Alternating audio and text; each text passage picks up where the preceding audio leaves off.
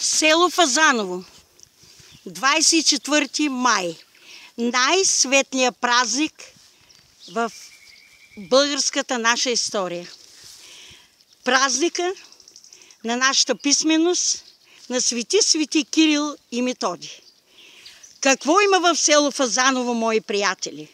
Доказана, изхвърлена, литература невероятна. И класическа, и църковна, и световна.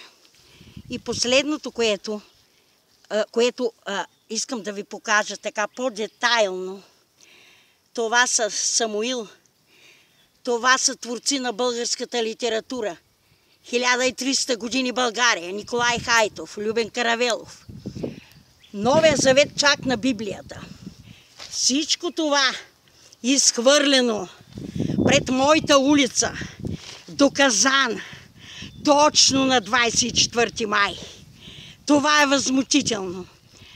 Това е престъпление за историята на България. Това е трагедия на българската нация. Възмутена съм от душа.